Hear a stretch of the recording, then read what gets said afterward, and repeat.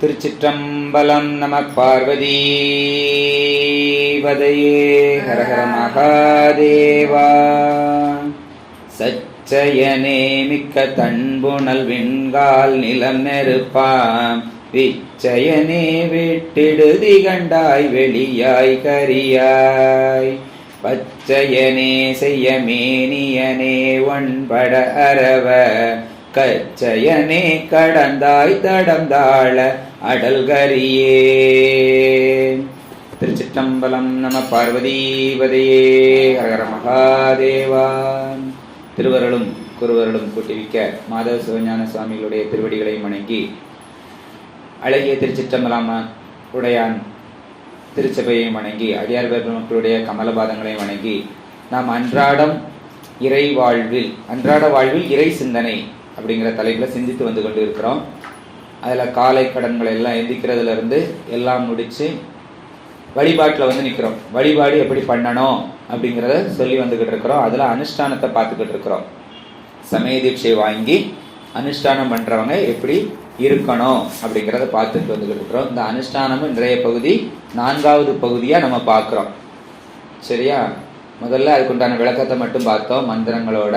பிறகு அதுக்கடுத்து 2 பகுதியாக அது எப்படி செய்யணுங்கிறத பார்த்துருக்குறோம். இப்போ 3வது பகுதிக்கு வந்திருக்கிறோம். விளக்கத்தில் 3வது பகுதியும் அனுஷ்டானத்தில் மொத்தத்தில் 4வது பகுதியாக பார்க்குறோம். முதல்ல நம்ம இடத்தெல்லாம் சுத்தம் பண்ணி பாத்திரங்களை சுத்தம் பண்ணி சரியா கணபதி வணக்கம் குரு வணக்கம்லாம் செஞ்சு ஜலசந்தி பண்ணி நீரீட்சணம் புரோட்சணம் தாடனம் அபியூஷணம் சாடத்திரையம் திக்குபந்தனம் அவகுண்டனம் தேனுமுத்திரை எல்லாம் கொடுத்து அடுத்து சலப்ரோட்சணம் செய்து அஸ்திர சந்தி அதான் சிவசூரிய பூஜை அதையெல்லாம் செஞ்சு அடுத்து தற்பித்து ஆசமானம் செஞ்சு மறுபடி அதரை சுற்றி சரியா கரநியாசம் அதை செஞ்சு கரை சுற்றி செஞ்சு விபூதி எடுத்து இது பண்ணுறோம். சரியா? விபூதி ஸ்தானம் பண்ணிட்டு அடுத்து மறுபடியும் என்ன பண்ணுறோம்? தொடுமிடம் செய்து கரை சுற்றி சகலிகரம். சரியா? சகலிகரங்கிறது கரை சுற்றி கரநியாசம் அங்க சுற்றி அங்கநியாசம் இந்த 4ஐயும் செய்துட்டு பிராணாயாமம் செய்தோம். சரியா? பிராணாயாமத்தோட கடந்த வகுப்பில் நிறுத்தி இருந்தோம். இந்த பிராணாயாமம் அப்படிங்கிறதெல்லாம் இடையில 2-3 வீடியோவும் போட்டு விட்டுருந்தோம்.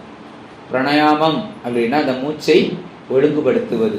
சரியா? நமக்கு மூச்சை ஒழுங்குபடுத்துவது தான் பிராணாயாமம். அதை நமக்கு ஆற்றலை சேமிப்பது. சரி, அந்த பிராணாயாமம் மூலமாக ஆற்றலை சேமிக்கிறதுக்கு தான் இதை பண்ணுறோம். அப்போ அதில் முதல்ல உள்ள இழுக்கிறோமா இல்லையா, அதை 1 அப்படிங்கிற ஒரு விகிதத்திலையும் கும்பகம் செய்கிறத 4 விகிதத்திலையும் 2 பக்கமாக அடக்கி வைக்கிறோமா இல்லையா, அதை 4 விகிதத்திலையும் அடுத்து ரேசகத்தை 2 விகிதத்திலையும் சொல்லியிருந்தோம். 1:4:2 அப்படிங்கிற விகிதத்தில் சொல்லியிருந்தோம். அப்போ அந்த வெளியில் விடும் பொழுது மெதுவாக விடணும் அப்படின்னு சொல்லியிருந்தோம். ஏன் மெதுவாக விடணும்னு சொல்லியிருந்தோம் அப்படின்னா அந்த ஆற்றல் அப்போ தான் சேமிக்கப்படும். நீங்கள் வந்து வேகமாக விட்டீங்க அப்படின்னா ஆற்றலும் சேர்ந்து வெளியேறிவிடும். சரியா? அப்போ ஆற்றலும் சேர்ந்து வெளியேறிவிடும் அப்படின்னா உங்களுக்கு நீங்கள் பண்ணினதில் பிரயோஜனம் இருக்காது. அதுக்காக தான் என்ன பண்ணுது, நம்ம மெதுவாக விடணும் அப்படின்னு சொன்னோம். அது விடணுங்கிறதுக்கு எப்படி டெஸ்ட் பண்ணணும்னு சொல்லியிருந்தோம். ஒரு நூலை கட்டி பார்க்கணும், நூல் அசையாமல் இருக்கணும். சரியா? அப்போ அது வந்து ஒரு சோதனை. அப்படி சரியா? நம்ம அதெல்லாம் செஞ்சுக்கிட்டு இருக்கும்போது கட்டி பார்த்துக்கிட்டு இருப்போம்மா, கட்டி பார்த்துக்கிட்டு இருக்கவும் முடியாது கூடாது. அப்போ கான்சென்ட்ரேட் மாறிடும்.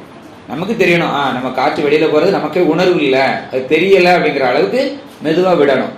சரியா? விடும்போது அங்கே வரைக்கும் சத்தம் கேட்கக்கூடாது. அப்படி இல்லையா? அப்படி விடுறவங்களும் இருக்காங்களா இல்லையா? அப்படி விட்டால் நம்மளுடைய சேமித்த எனர்ஜியும் சேர்த்து போயிடும். அதனால தான் நமக்கு சோர்வு வருது. வழிபாடு செஞ்சு முடிச்சிட்டோம் அப்படின்னா சோர்வு வரக்கூடாது. ரொம்ப ஆக்டிவாக இருக்கணும், எனர்ஜியோடு இருக்கணும். சரியா?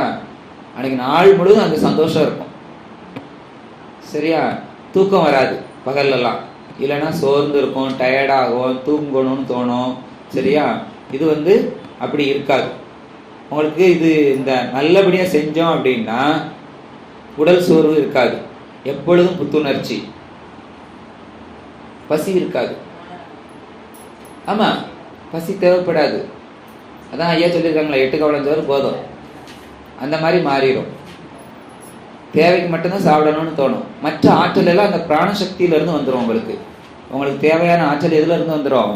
பிராணசக்தியில இருந்து வந்துடும். தூக்கம் வரக்கூடாது, பகல்லலாம் தூக்கம் வரக்கூடாது. தூக்கம் மாறுறதுனாலாம் கிடையாதுமா. 3 மணிக்கு எந்திரிச்சாலும் தூக்கம் வராது பகல்ல. இந்த ஐயாலாம் பாடம் எடுத்துக்கிட்டு தானே இருக்கிறாங்க. ஐயா எத்தனை மணிக்கு இருந்துக்கிறாங்கன்னு தெரியுமா? 2:30 3 மணிக்கெல்லாம் எந்திரிச்சிருவாங்க.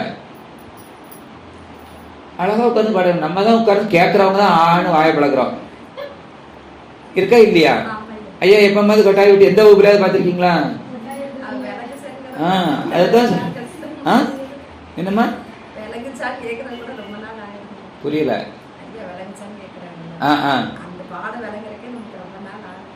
இல்ல நான் அதை சொல்லலாமா, அது இருக்கட்டுமா. ஐயாவை பார்த்துருக்கீங்களான்னு சொல்றேன். அதைத்தான் சொல்றேன்.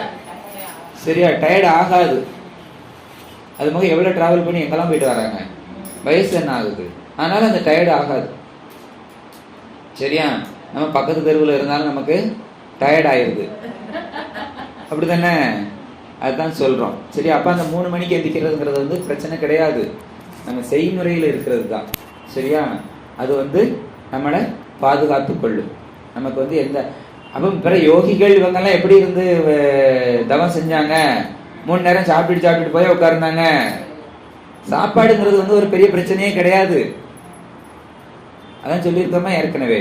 3 நேரம் சாப்பிட்டா யாரு? ரோகி. ரோகி ரோகி ரோகின்னா நோய் உள்ளவங்க தான் 3 நேரம் சாப்பிடுவாங்க, உடலை தேத்தணும்னுட்டு. சரியா? நான் 2 நேரம் சாப்பிடுறவங்க போகி.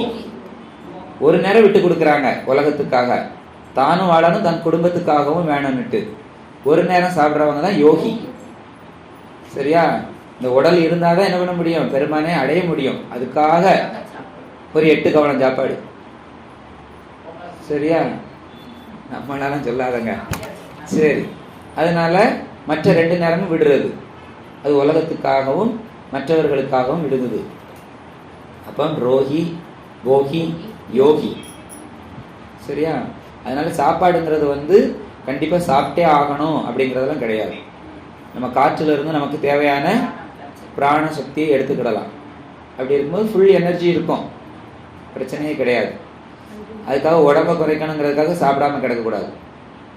அது வேற, சாப்பிடாம கிடக்குது. சரியா? நானும் உடம்ப குறைக்க அதனால நானும் 1 வேளை தான் விட்டுட்டேன், 2 வேளை சாப்பிடல அப்படிங்கிறதெல்லாம் அந்த லிஸ்ட்ல வராது. கருத்து மாறுபடி இருக்கா இல்லையா? கருத்தை தான் பார்க்கணும். ஒரு நேரத்தில் சாப்பிட என்ன கருத்தோட சாப்பிட்றாங்க, நம்ம என்ன கருத்துனாலும் சாப்பிடாம இருக்கோம் அப்படிங்கும்போது கருத்து மாறுபாடாயிரும். அது கணக்கில் வராது. சரி, இப்போ நம்ம முதல்ல பூரகம். சரியா? உள்ள இழுக்கிறோம், மூச்சை உள்ள இழுக்கிறோம். நமக்கு இங்கே மந்திரம் சொல்லியிருக்கிறோம், 11 மந்திரத்தை சொல்லணும்னு சொல்லி. சரியா? நல்ல மெதுவா இடது பக்கத்தை முதல்ல இழுக்கணும். சரியா? இடது பக்கத்து வழியா தான் முதல்ல உள்நோக்கி இழுக்கிறோம். அப்படி உள்நோக்கி இழுக்கும் பொழுது என்ன கலை நமக்கு இதாகுது அப்படின்னா சந்திரகலை வேலை செய்யும். சந்திரகலை வேலை செய்யும் போது அமிர்தம் அதிகமாக உள் செல்லும். சரியா? வலது மூக்கை வச்சு முதல்ல இழுக்கக்கூடாது. வலது மூக்கு சூரியகலை, எரிச்சிடும். நம்ம ஏற்கனவே வச்சிருக்க ஆற்றலையும் சேர்த்து கூட கொஞ்சம் வீணாக்கி விடும். அதனால அமிர்த கலையாகிய இடது பக்கம் தான் உள்நோக்கி இழுக்கணும். அடுத்து கும்பகம் பண்ணணும். சரியா? அந்த மந்திரத்தை 4 முறை சொல்லுவது போல கும்பகம் பண்ணணும். கும்பகம் பண்ணிவிட்டு மெதுவாக வலது மூக்கு வழியாக ரேசகம் பண்ண வேண்டும். அப்ப இடது மூக்கு அப்படியே பொத்தி தான் இருக்கணும். சரியா? அடுத்து மெதுவாக வெளியில விட்டுட்டு அதே வலது மூக்கு வழியாக 1 முறை மந்திரத்தை சொல்லி பூரகம் பண்ணணும். உள்நோக்கி இழுக்கணும். இழுத்து விட்டு 2 மூக்கு துவாரங்களையும் பொற்றிக்கொண்டு கும்பகம் பண்ணணும். சரியா? 4 முறை அந்த மந்திரங்களை சொல்லணும். அதுக்கு அடுத்துதான் இடது மூக்கை திறந்து வலது மூக்கு துவாரத்தை அடைத்து வைத்திருக்கணும். அது அடைச்சதாவே இருக்கணும். இடது பக்கமா திறந்து வெளியில விடணும். இது ஒரு சுற்று. இது போல 12 முறை செய்யணும். சரியா? சரி, 12 முறை செய்து விட்டு அடுத்து என்ன பண்ணணும் அப்படின்னா, அதுல யாரோ இதுல ஆண்ல இருக்கிறாங்க. சிவதீர்த்த கணம் அப்படின்னு இப்ப சொல்றோம். சிவ தீர்த்த கணம் அப்படின்னு சொல்றதுதான் நம்ம நெற்றியில இருக்கக்கூடிய உயிரை எடுத்து அந்த தண்ணியில கொண்டாந்து வைக்கிறோம். சரியா? இருதயாய ஔஷட் அப்படின்னு சொல்லி சிவாய நம என மூல மந்திரத்தை சொல்லி ஜெபிக்கணும். சரியா? இதுல இருந்து இருதயாய ஔஷட் அப்படின்னு சொல்லி இந்த அங்குச முத்திரை. சரியா? இப்படிதான் எடுக்கணும். இப்படி எடுத்து உள்ள விடணும். சரியா? அதில் சிவாய இருதய ஔஷட் சொல்லி உங்க மூல மந்திரத்தையும் சொல்லணும். 3 முறை சொல்லி எடுத்து உள்ள விடணும். விட்டுட்டு அந்த பாத்திரத்துல என்ன பண்ணணும்? தாடனம் பண்ணணும். சரியா? திக்குபந்தனம் பண்ணணும். சரி, அவகுண்டனம் பண்ணணும். தேனு முத்திரை கொடுக்கணும். அப்போ தாடனம் அப்படின்னு அஸ்திராயப்பட்டுன்னு அதுல தட்டணும். தட்டிட்டு திக்குபந்தனம் 8 பக்கத்துலையும் சரியா அஸ்திராயப்பட்டு சொல்லி திக்குபந்தனம் பண்ணி அவகுண்டனம். சரியா? அவகுண்டனம் செய்யும் போது கவசம். சரியா? கவசாய ஔஷட்டுன்னு சொல்லி தேனு முத்திரை கொடுக்கணும். தேனு முத்திரை கொடுக்கும்போது சிவய நம சிவாய அப்படி ஏதோ ஒன்று நீங்க எதை சொல்லுவீங்களோ அந்த உங்களுக்கு தகுந்த இதை சொல்லணும். சரியா? சொல்லி அடுத்து என்ன பண்ணணும்? மூடணும். சரியா? மறுபடி மூடிடணும். அதை மகாமுத்திரையில மூடி வைக்கணும். சரியா? மூடிட்டு அடுத்து பிராமியை வணங்கணும். எப்போ? காலையில. காலை பூஜை செய்யறவங்க ஓம் பிராமியே நமக அப்படின்னு சொல்லி பிராமியை வணங்கணும். அவள் எப்படிப்பட்டவள் அப்படின்னா செம்மை நிறம். சரியா? மத்தியாலமும் அனுஷ்டானம் பண்றீங்க அப்படின்னா வைஷ்ணவியை வணங்கணும். சரியா? அது வெண்மை நிறம். ராத்திரி சாயங்காலமும் அனுஷ்டானம் பண்றீங்க அப்படின்னா ரௌத்ரி. சரியா? அது கருமை நிறம். சரி, பிராமி யாரு? சரஸ்வதி. ஆனா அவ வெள்ளையா தானே இருப்பா. வெள்ளைப்புடவை தானே, வெண்பட்டு தானே கட்டியிருப்பா. ஆனா ஏன் செம்மை நிறம்னு சொன்னோம்?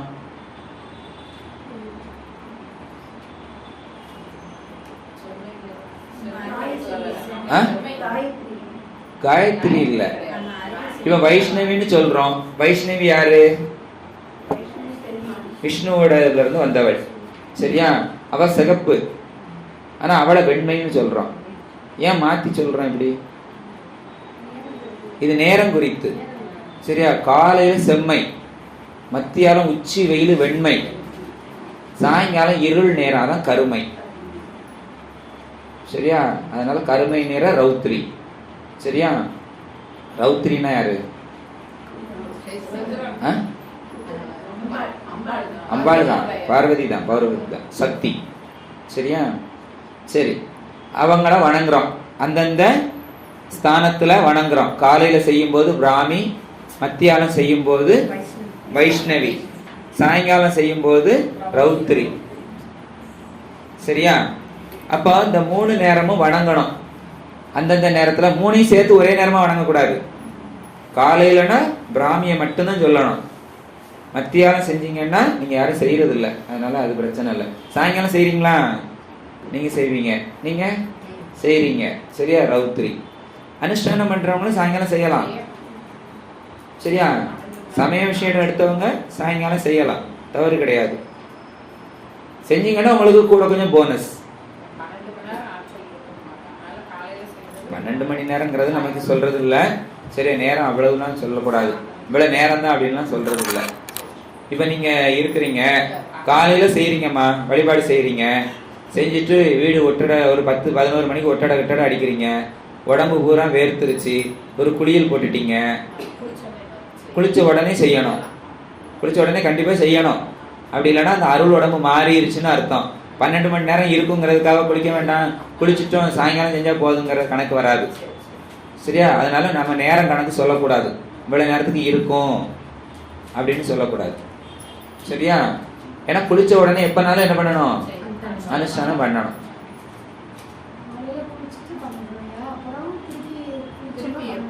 கண்டிப்பா. நீங்க மறுபடியும் 3 நேரம் குளிச்சீங்கன்னாலும் 3 நேரம் பண்ணணும். எதுக்காக பண்றோம்? அதுக்கு ஏன் குளிச்ச உடனே பண்ணணுங்கிறோம்? நம்ம காலையில சுத்தி பண்ணி வச்சிருக்கோம் அந்த உடம்ப, புரியுதா? குளிச்சுட்டு சுத்தி பண்ணி அருள் உடம்பா வச்சிருக்கிறோம். திருப்பி இத ஆக்கிடுறோம். அப்ப மறுபடியும் அது அருள் உடம்பா வச்சுக்கிட்டே இருக்கணும். ஜெபம் மட்டும் பண்ணனாலும் பண்ணுங்க, ஆனா குளிச்சிட்டீங்கன்னா கண்டிப்பா பண்ணிருங்க. முதுகு குளிச்சாலும் சரி, தலை குளிச்சாலும் சரி, சரியா? அனுஷ்டானம் பண்ணணும் மறுபடியும், சரியா?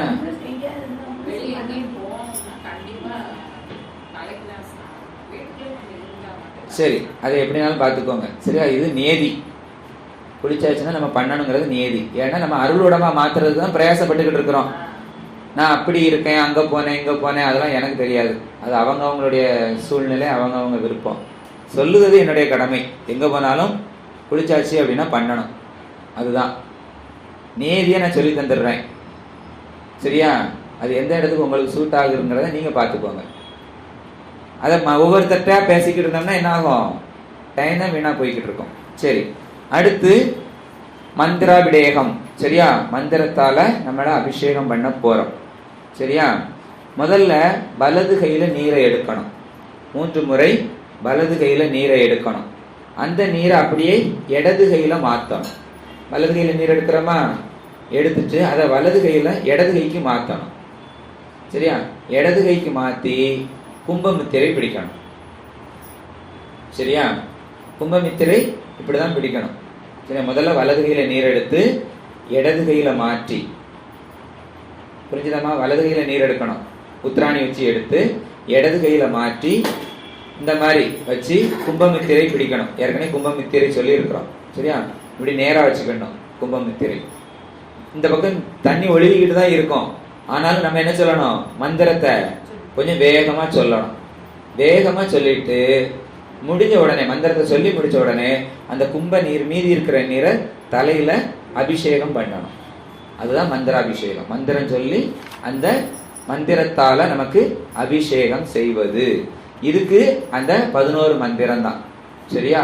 ஈசான மூர்த்தியிலிருந்து கடைசியில சொல்லக்கூடிய அஸ்திராய நமக, அது வரைக்கும் சொல்லக்கூடிய முத்திரை. சரி, இப்ப ஏன் அபிஷேகம் பண்றோம்? நமக்கு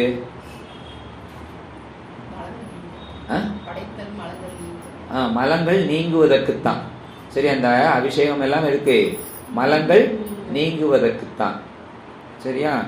அடுத்து மார்ச்சனம். மார்ச்சனம் அப்படின்னா என்னது?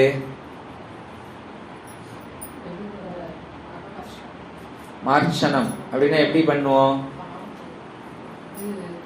ஆமா, புறக்கருவிகள், சரியா?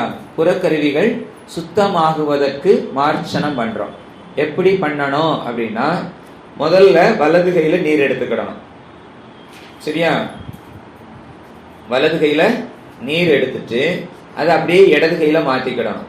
இடது கையில மாத்தும் போது இந்த விரல் இடுக்கு இருக்கு இல்லையா, அது வழியா சொட்டு சொட்டா என்னாகும்? அந்த தண்ணி ஒழுகும். ஒழுகுற நீரை நம்ம இந்த முத்திரையால, சரியா, இப்படி தொட்டு தலையில வைக்கணும், சரியா? ஒவ்வொரு மந்திரம் சொல்லும் போதும் வௌஷட்னு சொல்லணும். ஈசான மூர்த்தியாய வௌஷட், சரியா? தத்புருஷாய வக்ஷவத், அகோர இருதயாய வௌஷட் அப்படின்னு ஒவ்வொரு வௌஷட்டா சொல்லி 11 முறையும் வௌஷட் சொல்லணும்.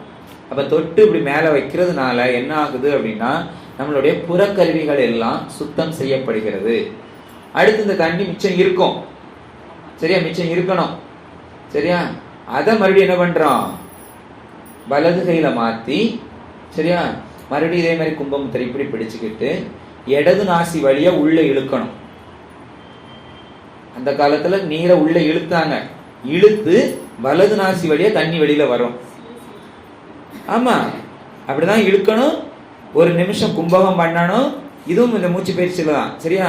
ரேசகம், இந்த பூரகம், கும்பகம், ரேசகம் அப்படிதான் செய்யணும். ஒரு சிலர் மூக்கு வழியா நூல், இந்த பக்கம் நூல் விட்டு இந்த பக்கம் எடுப்பாங்க, தெரியுமா? பார்த்திருக்கீங்களா? மேஜிக்ல எல்லாம் பார்த்திருப்பீங்க. அதே மாதிரிதான் இந்த பக்கம் தண்ணியை உள்ள உரியணும், இந்த பக்கம் உள்ள 1 நிமிஷம் நிறுத்தி தண்ணி இந்த பக்கம் வெளியில கொண்டுட்டு வரணும். இது ஏன் செய்யறோம்? அகக்கருவிகள், அகக்கருவிகள் சுத்தமாகிறதுக்கு, அந்த கரணங்கள் எல்லாம் சுத்தமாகிறதுக்கு. அப்ப அந்த வெளியில வரக்கூடிய நீர் எப்படி வரணும் தெரியுமா? கருப்பு கலரா வரணும். அதுதான் நம்ம செஞ்சிருக்கோம்னு அர்த்தம். தண்ணி உள்ள உறிஞ்சிட்டோம்னா நம்மளால இப்ப பாவனை தான் பண்றோம். நம்மளால இப்ப தண்ணி உள்ளலாம் உறிஞ்சி யாரும் செய்யறதே கிடையாது, சரியா? உறிஞ்சிட்டோம்னா திணறிடுதான், மூச்சு திணறிடுது. அத மூச்சு பயிற்சி சரியா செஞ்சா அது செய்ய முடியும். சரியா? கரெக்டா அந்த இடத்துல கொண்டுட்டு வாங்க, அங்கனே நிறுத்தி அப்படியே சுத்தம் பண்ணி அப்படியே வெளியில வந்துடும். அதான் நம்ம சரியா செய்யறது இல்லைன்னு சொல்றோம். சரி, பாவனையாவது சரியா தெரியணும் இல்லையா? எதுக்கு செய்யறோங்க அதாவது தெரியணும் இல்லையா? அதான் இது அகக்கருவிகள் சுத்தமாகிறதுக்கு. செய்து வெளியில வரும்போது அந்த கருப்பு கலராக வரணும் அப்படின்னு சொல்றோம். சரியா? சரி, இப்ப அகக்கருவியும் சுத்தம் பண்ணியாச்சு. சரியா? மீதி தண்ணி இருக்குதா இல்லையா? அந்த மீதி தண்ணி இல்ல, ஆக்சுவலா நம்ம என்ன பண்றோம், அந்த தண்ணி தான், ஏன்னா மூக்கு வழியா வர்ற அந்த தண்ணியை தான் பிடிக்கிறோம். பிடிச்சு அது கருப்பு கலரா இருக்கு, அது எல்லாம் என்னது, குற்றம். அந்த தண்ணியா வலது கால் பெருவிரல்ல, வலது கால் பெருவிரல், சரியா, அதுல விடணும். இந்த விரல் கொண்டு சரியா விட்டு எரிக்கிறோம். வலது கால் பெருவிரல் அக்னின்னு சொன்னோமா இல்லையா? இந்த குற்றத்தை எல்லாம் அதுல எரிக்கிறோம். அப்ப குற்றத்தையும் தூர விடலை, பார்த்தீங்களா? ஃபுல்லா எரிச்சிருக்கோம். இதுதான் நம்ம செய்யக்கூடிய இந்த அனுஷ்டானத்துல. அப்ப நம்ம குற்றங்கள் எப்படி குறையுது அப்படிங்கிறதுக்கு இதுதான். சரியா? மார்ஷனம் தான் புறக்கருவிகளையும் அகக்கருவிகளையும் சுத்தம் செய்வது. புரிஞ்சுதா ஐயா? அப்ப நம்ம கண்டிப்பா என்ன பண்ணணும், உடம்ப அருளுடம்பா மாத்துறதுக்கு தான் இந்த பயிற்சிகள் எல்லாம் செஞ்சுக்கிட்டு இருக்கிறோம். அப்ப இந்த அனுஷ்டானத்திலேயே முறைய செஞ்சு பழகிட்டோம் அப்படின்னா கண்டிப்பா நமக்கு சிவ பூஜையில பெருமான பார்த்துடலாம், சித்திக்கும். சரியா? அதனால நம்ம என்ன சொல்றோம் அப்படின்னா, இன்னைக்கு கூட ஐயா 2-3 இடத்துல அதை சொல்றாரு.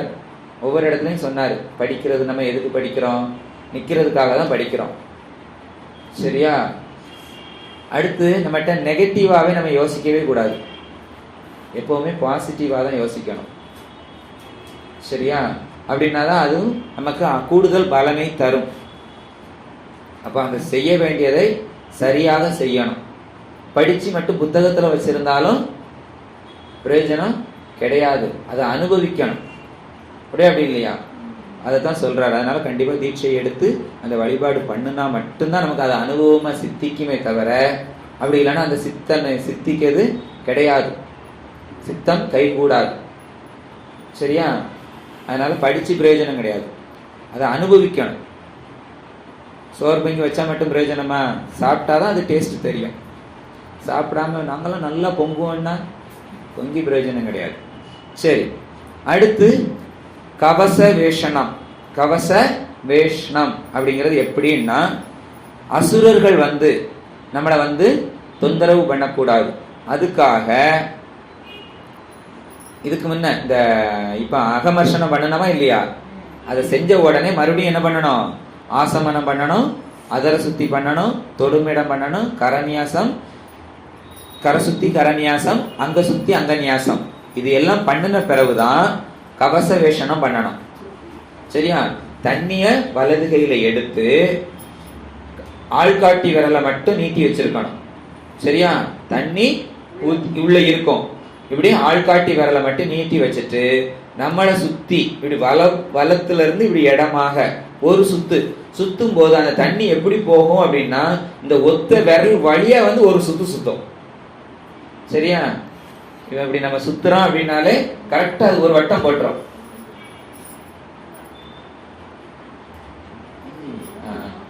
இப்படி எடுத்திருக்கிறோம் அப்படின்னாலே இப்படி வச்சிருந்துட்டு இப்படி போட்டோம்னா அந்த தண்ணி இந்த விரல் வழியா தான் போயிருக்கும். இப்படி ஒரு சுத்துனோம்னா அது மேலோடி போயிட்டு கரெக்டா நம்மளை சுத்தி பார்த்தீங்கன்னா ஒரு வட்டம் கிடக்குமா கிடக்காதா? சரியா அமையும். சரியா?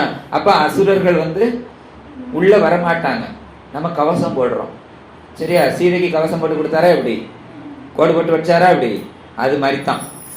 சரியா? நமக்கும் கவசம் போட்டு வச்சுக்கிடுறோம். சரி, கவசம் போட்ட பிறகு சிவனை தியானிக்கணும். சரியா? இதெல்லாமே இருந்துதான் செய்யறோம், எந்திக்க கூடாது. சரியா? இருந்து சிவனை தியானிக்க வேண்டும். சிவகாயத்ரி சொல்லணும். சிவகாயத்ரி என்னது? ஓம் தத்மகேசாய வித்மகே வாக்விஸ்தாய தீமகி தந்தோ சிவ பிரச்சோதயாத். சரியா? அப்படின்னு சொல்லணும். சரியா? சரி, இந்த மந்திரத்தை சொல்லிட்டு என்ன பண்ணணும், மறுபடி அர்க்கியம் கொடுப்பதாக சிவனுக்கு 3 முறை தர்ப்பித்து கொள்ள வேண்டும். சரியா? தர்ப்பித்துட்டு 10 முறை அந்த மந்திரத்தை சொல்லணும். சரியா? மந்திரத்தை சொல்லிக்கிட்டே தர்ப்பணம் 3 முறை கொடுக்கணும். 10 முறை மறுபடியும் மந்திரத்தை சொல்லணும். சொல்லிட்டு மறுபடியும் 1 முறை தர்ப்பணம் செஞ்சுக்கிடணும் சிவனுக்கு. சரியா? தர்ப்பணம் செஞ்சுட்டு அதுக்கு அடுத்து மறுபடியும் ஃபுல்லா தர்ப்பணம் தான் கொடுக்க போறோம். யார் யாருக்கெல்லாம் கொடுக்கணும் அப்படிங்கிறத நம்ம பார்க்கலாம். முதல்ல தர்ப்பணம் கொடுக்கும்போது எல்லா மந்திரங்களுக்கும் தர்ப்பணம் கொடுக்கணும். 11 மந்திரங்களுக்கும் மந்திர தர்ப்பணம். சரியா? அவ அந்த தர்ப்பணம் கொடுக்கும்போது எல்லாம் ஸ்வாகா சொல்லணும். என்ன சொல்லணும்? ஸ்வாகா. ஆசமனம் பண்ணும்போது ஸ்வாதா, இது ஸ்வாகா. அப்போ இந்த 11 மந்திரங்களுக்கும் ஈசான மூர்த்தியாய ஸ்வாகா, சரியா, அப்படின்னு 11 மந்திரங்களுக்கும் சொல்லிட்டு சர்வ மந்திரங்களுக்கும், சரியா, எல்லா மந்திரங்களுக்கும் சேர்த்து, சரியா, சொல்லும் போதும் என்ன பண்ணணும்? ஓம் சர்வோப்பியோ மந்திரோப்பியோ நமக. மந்திரங்களை எல்லாத்தையும் சேர்த்து சொல்லும் போது சர்வோப்பியோ எல்லாம், சரியா, சர்வத்துக்கும் சொல்லி அந்த மந்திரங்களை சொல்லி நமக அப்படின்னு சொல்லணும். அடுத்து தேவர்களுக்கு சர்வோப்பியோ தேவோப்பியோ நமக, சரியா. அடுத்து சர்வோப்பியோ ரிஷியோப்பியோ நமக. இப்ப இந்த ரிஷிக்கு மட்டும் செய்யும் போது முதல்ல நம்ம தர்ப்பணம் இப்படி கொடுக்குறோமா இல்லையா, எல்லாருக்கும் இப்படிதான் வச்சிருக்கணும். விரல்கள் எல்லாம் தலைகீழ நிக்கணும், சரியா. இந்த கட்டை விரல் மட்டும் மடக்கி இருக்கணும். அப்ப இந்த இடத்துல விடணும், மேல விடணும், இங்கெல்லாம் விடக்கூடாது, சரியா. மேல விட்டு கீழே போகணும். அப்ப இந்த இடத்துல விடும்போது அது தன்னாலே கீழே விழுந்துகிட்டு இருக்கும். மந்திரங்கள் 11 மந்திரங்களுக்கும் ஸ்வாகா சொல்லும் போது இப்படித்தான், சர்வோப்பியோ மந்திரோப்பியோ நமக சொல்லும் போது அப்படித்தான், சர்வோப்பியோ தேவோப்பியோ சொல்லும் போதும் அப்படித்தான், சர்வோப்பியோ ரிஷியோப்பியோ அப்படின்னு சொல்லும் போது விரல்கள் இப்படி மடைக்கிறணும், சரியா. ஆக்சுவலா இது 2 இதையும் இப்படி வச்சிருக்கிறாங்க. 2 இதையும் இப்படி வச்சோம்னா நம்ம எப்படி தண்ணியை ஊத்த முடியும்? ஊத்த முடியாது, அப்படித்தானே. இது எப்படி இங்க இப்படி செய்யறது, எங்க வச்சு செய்யறது? ஆற்றுல அந்த கரையில இருந்து செய்வாங்க தெரியுமா? அப்படி இருக்கும்போது தண்ணிக்குள்ள கையை விட்டு இப்படி எடுத்து இது பண்றது, சரியா. அப்போ நம்ம 2 கையும் செய்ய முடியும். அப்போ பாத்திரங்களே தேவைப்படாது, ஏன்னா அது ஓடிக்கிட்டே இருக்கும், நம்ம அதுல இருந்து எடுத்து செய்ய முடியும், சரியா. இப்ப நம்ம வீட்டுல இருந்து செய்யறதுனால எடுத்துதான் செய்யும் போது ஒரு கரண்டிட்ட எடுத்து இப்படி செய்யுது, சரியா. அப்போ ஓம் சர்வோப்பியோ ரிஷியோப்பியோ, ரிஷிகளுக்கு தான் இந்த மாதிரி திருமுத்திரை, சரியா. அடுத்து மனுஷோப்பியோ சர்வோப்பியோ மனுஷோப்பியோ அப்படின்னு சொல்லும் பொழுதும் அதுவும் எப்படி பண்றது? இப்படி எடுத்து கோதி இப்படி விடுறது தான், சரியா. ஆனா நம்ம என்ன பண்றோம்? ஆமா, பாத்திரத்துல ஆமா அப்படி இந்த பக்கம் தான் எடுக்கிறோம், சரி, இப்படிதான் எடுக்கணும், சரி. இப்படி கோதி எடுத்து இந்த விரல் வழியா வடியுது, சரியா. அப்படிதான் மனுஷோப்பியோ அப்படிங்கிறதுக்கு. பீதோப்பியோ, சரியா, பூதேப்பியோ அப்படிங்கும் போது எடுத்து இப்படி விடணும், சரியா. இங்க இருந்து இப்படி வடியணும், 2 வச்சுதான்மா, சரியா. எடுத்து இப்படி விடும்போது இங்க விடணும், இங்க வடியணும், சரியா. இந்த வட்டைக்குள்ள பாத்திரத்துக்குள்ள, தண்ணி வச்ச பாத்திரத்துக்குள்ள இல்ல, அந்த கழிவு விழுதக்கூடிய பாத்திரத்துக்குள்ள, சரியா, அதுல இப்படி விடணும். அடுத்து சர்வ பித்திருகளுக்குங்கும் போது ஆள்காட்டி விரல், சரியா. இந்த விரலை இப்படி சாய்க்கணும், தண்ணியை எடுத்து வச்சுக்கிட்டு சொல்லும் போது ஸ்வாகா அப்படின்னு சொல்லும் போது இப்படி விடணும். சர்வோப்பியோ பித்ரோப்பியோ, சரியா. இடையில கிடையாது, கட்டை விரல். பித்திருக்கு தான் கட்டை விரல், ஆச்சாரியாவுக்கு தான் இடையில விடும், பித்திருக்களுக்கு கட்டை விரல் வழியாதான், கட்டை விரல்ல தான் வடியணும், சரியா. நல்லா புக்கை பார்த்துக்கோங்க, சரியா.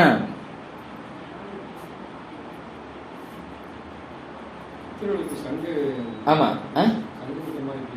அது கிடையாது, இதுதான் கட்டை விரல் தான், சரியா. கட்டை விரல் வழியா தான் வடிக்கிறது, சரியா. அடுத்து சர்வ ஞாதிருப்பியோ, சரியா, அவங்களுக்கு சுண்டு விரல்ல, சரியா, கையில கோதி வச்சுட்டு கையை மடக்கிக்கிட்டு இப்படி சாய்க்கணும். சாய்க்கும் போது இந்த சுண்டு விரல்ல மட்டும்தான், மற்ற விரல் எல்லாம் மூடி இருக்கும், சரியா. இதுதான் இந்த விரலை இப்படி வச்சிருக்கணும், சுண்டு விரல் வழியா வடிகிறது. அதுக்கு அடுத்து ஆச்சாரியார்களுக்கு, சரியா, சர்வ ஆச்சாரியோப்பியோ, அதுக்கு இந்த கட்டை விரலும் மோதி இந்த ஆள்காட்டி விரலும் அதுக்கு இடையில, சரியா? தண்ணியை வச்சுட்டு இப்படி மடக்கும் போது இந்த கட்டை விரல் ஆள்காட்டி விரலுக்கு இடையில உள்ள ஓட்ட வழியா இப்படி வழியணும். சரியா? இதுதான் ஆச்சாரியார்களுக்கு. ஞாதிரு அப்படின்னா என்ன அர்த்தம்? ஞாதிரோப்பியோ அப்படின்னு சொல்றீங்களா? அது என்ன, யாரை குறிக்குது? ஞான விளங்கியவர்கள். சரியா? அடுத்து கணபதிக்கு. சரியா? ஓம் மகா கணபதியே ஸ்வாகா அப்படின்னு மறுபடியும் எல்லாமே நேரா வச்சுத்தான். கணபதி, கந்தன், மனோன்மணி, தட்சிணாமூர்த்தி, சரியா, சேத்திரபாலா, சிவகுரு, சிவசூரியன், சண்டிகேஸ்வரர் எல்லாத்துக்கும் இது மாதிரி தான் ஸ்வாகா அப்படின்னு சொல்லிட்டு மறுபடியும் என்ன பண்ணணும்? ஆசமனம் பண்ணணும், அதர சுத்தி பண்ணணும், தொடுமிடம் பண்ணணும், கரை சுத்தி கரநியாசம், அங்க சுத்தி அங்கநியாசம் செஞ்சுட்டு அடுத்து என்ன பண்ணணும் அப்படின்னா, அந்த அமிர்தத்தை எடுத்து வச்சோமா இல்லையா, உயிரை எடுத்து உள்ள வச்சோமா இல்லையா, அதை மறுபடியும் அங்குச முத்திரையில அப்படியே எடுத்து ஓம் அக அம், சரியா, இல்லைன்னா சிவாய ஓஷட்டுன்னு சொல்லி மறுபடியும் என்ன நெற்றி பொட்டுல கொண்டு பொருத்திடணும். சரியா? நெற்றி பொட்டுல பொருத்திடணும். ஆமா, எடுத்து மறுபடியும் உள்ள வைக்கணும். சரியா? நெற்றி பொட்டுல வச்சு பொருத்திடணும். பொருத்தின பிறகு மறுபடியும் எந்திரிக்கணும். அதுக்கு அடுத்து தான் எந்திரிச்சுக்கிடலாம். எந்திரிச்சு சூரியோஸ்தாபனம் அப்படின்னா 2 கையிலையும் நீரை எடுத்து, சரியா, நம்ம இந்த கையில நீரை எடுத்துக்கிட்டு பெருமான்கிட்ட 2 கையிலையும் எடுக்க முடியாது இல்லையா, ஒரு கையில தானே எடுத்திருப்போம், அது எடுத்து நீ ஊற்றிக்கிட்டு இப்படி நிற்பீங்க. சரி, இல்லைன்னா ஒரு சிலர் இப்படி வச்சுக்கிடுவாங்க, ஒரு கைக்கு மேல ஒரு கை, சரியா, வச்சு சிவபெருமான்கிட்ட தியானிக்கிறது. சரியா? என்ன சொல்லி? சதாசிவமூர்த்தியை தியானித்து இந்த மூல மந்திரத்தை சொல்லி இந்த பலன்களை எல்லாம், சரியா, இப்ப செஞ்ச இந்த அனுஷ்டானத்துக்கு உண்டான பலன்களை கொடுப்பாயாக அப்படின்னு வேண்டிக் கொள்வதுதான். சரியா? இதையெல்லாம் சமர்ப்பணம் பண்றது, நமக்கு தரணும்னு கிடையாது, இதெல்லாம் நீனே வச்சுக்கோ, என்னை நீ பார்த்துக்கோ, சரியா அப்படின்னு சொல்லி சமர்ப்பணம் செய்யறோம். செஞ்சுட்டு அதை என்ன பண்றாங்க, தண்ணிய அப்படியே அந்த பாத்திரத்துல விட்டுக்கிடுறோம். விட்டுட்டு மறுபடியும் சுகாசனத்துல மறுபடியும் அமைதியா கீழே உட்கார்ந்துட்டு என்ன பண்ணணும்? மூச்சு பயிற்சி, பிராணாயாமம். சரியா? பிராணாயாமம் செஞ்சுட்டு மறுபடி சகலிகரம். சரியா? கரை சுத்தியும் கரநியாசம், சரியா, அங்க சுத்தி அங்கநியாசம் செய்துட்டு அதுக்கடுத்து ஜெபமாலையை எடுத்து என்ன பண்ணணும்? மூல மந்திரத்தை தியானம் செய்ய வேண்டும். மூல மந்திரத்தை தியானம் செய்யும் போதும் ஒவ்வொருத்தரும் ஒவ்வொரு மாதிரி செய்வீங்க. இப்ப கேட்டோம்னா 8 பேர் இருந்தீங்கன்னா 8 பேர் 8 விதமா சொல்லுவீங்க. சரியா? ஒருத்தங்க இந்த விரல்ல போடலாம்பாங்க, ஒருத்தங்க இந்த விரல்ல போடக்கூடாது, இந்த விரல்ல தான் போடணும்பாங்க. சரியா? அப்படிலாம் கிடையாது. சரியா? இந்த விரல்ல வச்சுதான் செய்யணும், இந்த விரலை நீக்க கூடாது. சரியா? இந்த விரல்ல போட்டுதான் செய்யணும். செய்யறது உள் பக்கமா எடுக்கிறதா வெளிப்பக்கமா தள்ளுறதா, அதெல்லாம் நிறைய கேள்விகள் தான் வரும். சரியா? நம்ம ஜெபம் பண்றது வெளியில தள்ளுறது தான். சரியா? சரி, அப்போ இதுல போட்டு 108 தடவை நம்ம என்ன பண்றோம்? அந்த ஒவ்வொரு இதையும் சொல்றோம். சரி, இப்போ உங்களுக்கு இன்னொரு சந்தேகம் இருக்கலாம், அதுல நாயக இங்க ஜெபமாலை இருக்காமா? கொடுங்க, சொல்றேன். உங்க கழுத்துல இருக்க கொடுங்க. சரி, இப்ப இதுல நாயகமணி எது? இந்த இருக்கு, இதுன்னு வச்சுக்கோங்க. சரியா? இதுதான் நாயகமணி. சரியா? அப்ப நாயகமணியில இங்க இருந்தா ஆரம்பிக்கிறோம். சரி, நாயகமணிக்கு இது நாயகமணி, இதுல இருந்து இப்படி ஆரம்பிக்கிறோம். 1 2 3ன்னு இப்படி ஒவ்வொரு தடையும் மந்திரத்தை சொல்றோம். சரியா? சொல்லிக்கிட்டே வரோம், அப்படியே உருண்டு வந்துகிட்டு இருக்கு. இங்க வந்துட்டு இந்த கடை அதுக்கு நாயகமணிக்கு அடுத்தது வரைக்கும் செய்யறோம். அவசரத்துல நாயகமணியை தாண்டலாமா தாண்டக்கூடாதா? ஏன் தாண்டக்கூடாது? அதுக்கு காரணம் தெரியணும்ல. பெருமான் தான் காரணம், நாயகமணினாலே பெருமான் தான் காரணம். கரெக்ட், அவர் தான் வியாபக பொருள், அவரை தாண்ட முடியாது. இது எல்லாம் அதுக்கு உள்ள இருக்கக்கூடியது, இதெல்லாம் அருள். சரியா? அருள் அதுக்கு உள்ளதான் நிக்கணும், அதை தாண்டிடக்கூடாது. அதனாலதான் நம்ம மறுபடியும் மாத்திக்கிடுறோம். சரியா? இது கம்மியா இருந்துச்சுன்னா 108னா ஒரே சுத்துக்கு கரெக்டா இருக்கும். 54 வச்சும் செய்வாங்க, 27 வச்சும் செய்வாங்க. சரி, அப்படின்னா மறுபடியும் மாத்திக்கிடணும், நாயகமணியை தாண்டிடவே கூடாது. சரியா? அப்படின்னா நம்ம வியாபகத்தை தாண்டுங்கிற மாதிரி ஆயிரும். நம்ம ஒரு நாள் அப்படி ஒரு காலமும் தாண்ட முடியாது, செய்யக்கூடாதுன்னா தாண்ட முடியாது. சரியா? அதனால மாற்றி செஞ்சிடக்கூடாது. சரியா, அதுக்கு தான் அதை செய்கிறோம். அப்போ நம்ம செய்யறதுக்கு காரணம் தெரிஞ்சதுன்னா இன்னும் ரொம்ப சந்தோஷமா செய்ய முடியும். தெரியாம செஞ்சோம்னா சடங்காக தான் போய்கிட்டு இருக்கோம். விளக்கத்தோடு செய்யும்போது ரொம்ப சந்தோஷமா இருக்கும் யோகக்காரங்க. சரியா, சரி. அடுத்து மந்திரம் ஜபிச்சாச்சு. மந்திரம் ஜபிச்ச பிறகு உடனே பிராணாயாமம். ஆமா, அதுல முன்னாடி எப்படி செய்யறோம் அப்படின்னா பிராணாயாமம் செஞ்சு சகலீகரம் செய்துட்டு மந்திரத்தை செய்யறோம். மந்திரத்தை செஞ்ச பிறகு பிராணாயாமம் முதல்ல செய்யணும். சரியா, சகலீகரம் செஞ்சிடக்கூடாது. ஏன் அப்படின்னா பிராணாயாமம் அப்படிங்கிறதுமே ஒரு வகையில சங்காரம் தான். சரியா, அதுவும் ஒரு சின்ன சங்காரம். அப்ப அந்த சங்காரம் அப்படின்னு செஞ்சிட்டோம்னாலே சுத்தி பண்ணிடணும். சரியா, ஆமா. அதுலயும் பிராணாயாமம் செஞ்சுட்டு சகலீகரம் செய்வோம். அதுக்கடுத்து மந்திரத்தை செய்யறோம், மூல மந்திரத்தை செய்கிறோம். அடுத்து முதல்ல பிராணாயாமம், அடுத்து சகலீகரம். எப்பவுமே பிராணாயாமத்துக்கு அடுத்து சகலீகரம் வந்துடும். சரியா, சகலீகரம் செஞ்சுட்டு மறுபடியும் என்ன பண்றோம், எந்திரிச்சு நின்று அட்டத்துக்கு பாலகர்களை வணங்குறோம். சரியா, அட்டத்துக்கு பாலகர்களை முதல்ல கிழக்கிருந்து தான் ஆரம்பிக்கணும்.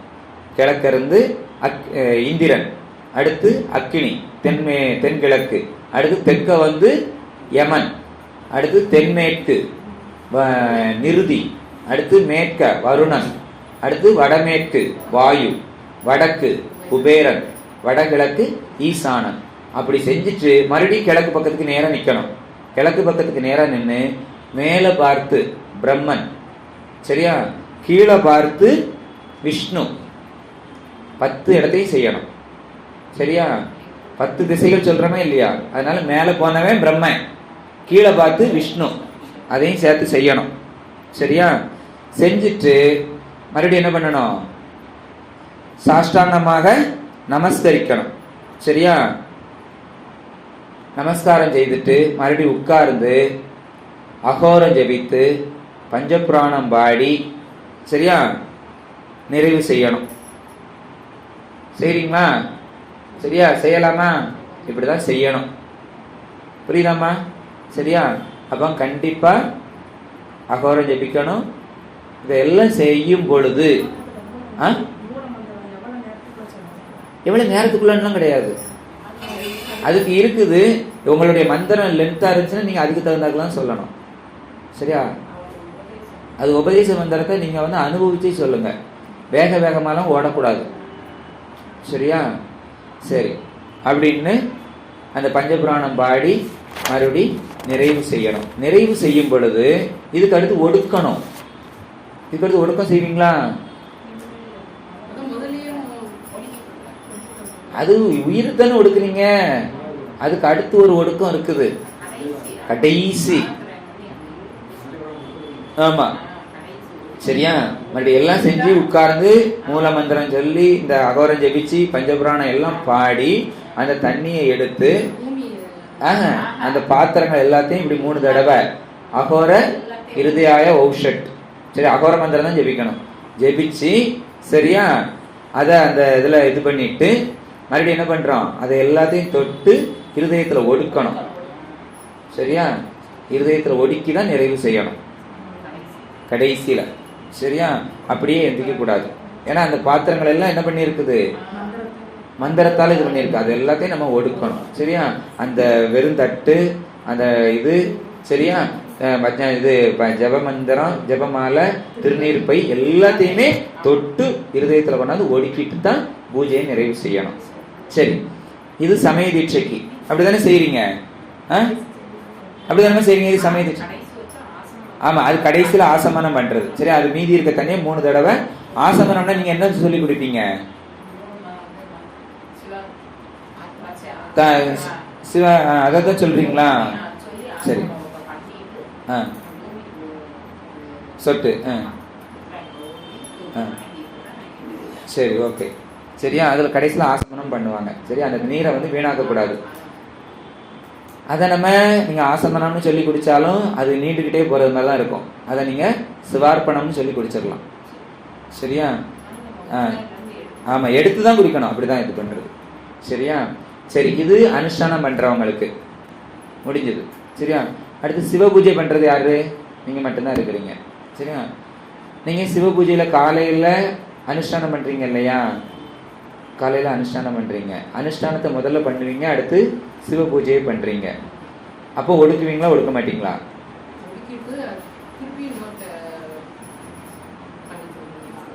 ரெண்டு தடவை பண்ணுவீங்களா? அனுஷ்டானம் 2 தடவை பண்ணுறீங்க. காலையிலே 1 தடவை தான் பண்ணுறீங்க. அட்ட சங்காரம் மட்டும் பண்ணக்கூடாது, ஒடுக்கவே கூடாது, உயிரை எடுத்து வைக்கவே கூடாது. வச்சுட்டீங்கனாலே முடிஞ்சு போச்சு அந்த இது. அப்போ அங்கே நீங்கள் இல்லை, புரியுதா? அதனால ஒடுக்காதீங்க. ஐயா அப்படிதான் சொல்லியிருக்கிறாங்க, ஒடுக்கக்கூடாது. சரியா? அப்போ அந்த முதல்ல ஜபம் எல்லாம் பண்ணிடுவீங்களா? 108 தடவை பண்ணக்கூடாது. சரியா? முதல்ல ஜபம்லாம் வராது, ஏன்னா ஒடுக்குன பிறகுதான் ஜபம். அதனால நமக்கு ஒரு அதுப்ப சிவ பூஜையில் மறுபடியும் ஜபம் பண்ணுவீங்களா? 108 தடவை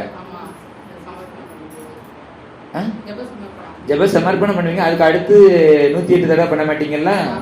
அதில் பண்ணணும்னு தானே போட்டிருக்கு. ஏன் பண்றது இல்லை? சொல்ல போறேன். ஜப சர்ப்பணங்க இதான் இருக்கலாமா? நீங்க இங்க வாங்க, உங்களுக்கு தான் சொல்றேன். முடிந்த அளவுன்னு சொல்லக்கூடாது. முடிந்த அளவு 2 தடவை மட்டும் சொல்லிட்டு போயிருவீங்களா? இந்த பாருங்க, ஆசமனம் அர்க்கியம் கொடுத்து சிவத்தியானம் பண்ணி ஓம் சிவாய நம என புஷ்பாஞ்சலி செய்து மகாமுத்திரையும் பஞ்சமுகமுத்திரையும் கொடுக்கும். அதுக்கடுத்து ஜபமாலைக்கு நீரீட்சணம் புரோட்சணம் திக்குபந்தனம் அவகண்டனம் செய்து தேனு முத்திரை பஞ்சமுக முத்திரை கொடுத்து இருதய நம வலக்கையில் என்னது எடுக்கணும்? பூ எடுத்து வச்சுக்கணும். இந்த இது ஜபமாலையை எடுத்துக்கொண்டு இடக்கையில் இருதய நம என மாற்றி வச்சுக்கிட்டு வலது கையில் மறுபடியும் இந்த புஷ்பம், அந்த புஷ்பத்தையும் சேர்த்து எடுத்து இடது கையில் புஷ்பத்தை வச்சுக்கணும். மூல மந்திரம் 108 ஜபமாலையில் ஜெபித்து இடது கையில் உள்ள புஷ்பத்தை அங்க மந்திரம் ஜெபித்து இதுல 108 தடவை சொல்லுவீங்களா? அப்ப இதுலயும் சொல்றீங்க, அப்ப முதலையும் சொல்லுவீங்களா? 108 தடவை அனுஷ்டானத்துலயும். அப்ப 2 அதைத்தானே கேட்கிறேன். அதைத்தான் கேட்கிறேன். சரி, இதுல செய்றீங்க இல்லையா? இதுல அந்த ஜபமாலைக்கு நீரீட்சணம் புரோட்சணம் திக்கு பந்தனம் எல்லாம் செய்றீங்க. செய்றீங்களா செய்யலையா? செய்றீங்க. இதே இத சாயங்காலம் அனுஷ்டானம் மட்டும் செய்வீங்க இல்லையா? அப்போ இந்த ஸ்டெப்பை பண்ணுவீங்களான்னு கேட்கிறேன். ஏன் பண்ண மாட்டேங்கிறீங்க? எப்பயும் போல அப்படி செய்யக்கூடாது, பண்ணணும். சரியா? ஏன்னா உங்களுக்கு நீங்க மேல்நிலைக்கு வந்துட்டீங்கன்னாலும் அங்க உள்ளதை செய்யக்கூடாது, இங்க உள்ளதை தான் செய்யணும். புரியுதா? அதுதான் கரெக்ட். நீங்க எப்போ நீங்க ஜபம் பண்ணுனீங்கன்னாலும் அந்த ஜபமாலைக்கு இந்த சங்காரங்கள் எல்லாம் பண்ணணும். அதான் சிறப்பு. சரி, அதான் நான் உங்களுக்கு அதை கேட்கணும்னு தான் நான் அதை இது பண்ணேன். அது செய்ய மாட்டேன் நம்ம நிறைய பேர், அது தெரியாம தான். சரியா? ஆனால் கண்டிப்பாக செய்யணும். ஏன்னா மேல்நிலைக்கு வரும்போது மேல்நிலைக்கு உள்ளதை தான் நம்ம இது பண்ணணும். கீழே ஒன்னாக்குள்ள உள்ளதையும் நம்ம வச்சுக்கிட்டு இருக்கக்கூடாது. சரி, மாறிடணும். சரியா? எந்த அனுஷ்டானம் பண்ணிங்கனாலும் சரி, தனியாக பண்ணும்போதும் இந்த சிவ பூஜையில் உள்ள இதை செய்யணும் கண்டிப்பாக. அப்படி தான் செய்யணும். நீரீட்சணம் புரோட்சணம், சரியா, திக்கு பந்தனம், அதுக்கடுத்து பஞ்சமுக முத்திரை தேனு முத்திரை எல்லாம் கொடுத்து அதுக்கடுத்து தான் அதை தொடணும். அவங்களுக்கு அது கிடையாது. சரியா? ஆனால் நம்ம அப்படி தான் அதை தொடணும். அதே மாதிரி மணி இருக்கு இல்லையா? மணியை நீங்கள் எப்போ எடுத்தீங்கன்னாலும் சரி, ஒவ்வொரு தடவையும் அதுக்கு ஒரு பூ போடணும். பூ போட்டு தான் மணியை தொடணும். சரியா? பூ போடாமல் மணியை தொடக்கூடாது. ஏன்னா நியமத்தை நியமமாக தானே செய்யணும், அதான் சொல்லுது. சரியா? அதனால இனிமேல் அதை மாற்றிடுங்க. எப்போவுமே அந்த ஜபம் பண்ணி உட்கார்ந்தீங்க அப்படின்னா ஜபமாலை கையில் எடுத்தாலே அதுக்கு பண்ணணும். அது ரொம்ப சிறப்பு. சரியா? சரி, ஓகே, இவ்வளோதான். திருச்சிற்றம்பலம். இதை முடிச்சிருவோம், அதுக்கடுத்து சந்தேகத்தை பேசிக்கிறோம். என்னம்மா? ஒரு நிமிஷம். சரியா? சரி, வாழ்த்து. ஆறிரு தடந்தோள் வாழ்க, அறுமுகம் வாழ்க, வெப்பை குருசை தனிவேல் வாழ்க, குக்குடம் வாழ்க, செவ்வை ஏரிய மஞ்சை வாழ்க, யானைதன் அணங்கு வாழ்க, மாறிலா வள்ளி வாழ்க, வாழ்க சீரடியாரெல்லாம். வான்மிகில் வளாது பெய்க, மலிவளம் சுரக்க, மன்னன் கோன்முறை அரசு செய்க, குறைவிலா துயிர்கள் வாழ்க, நான்மறை அறங்கள் ஓங்க, நத்தவம் வேள்வி மல்க, மேன்மைகள் செய்வ நீதி விளங்குக உலகமெல்லாம். மேன்மைகள் செய்வ நீதி விளங்குக உலகமெல்லாம். மேன்மைகள் செய்வ நீதி விளங்குக உலகமெல்லாம்.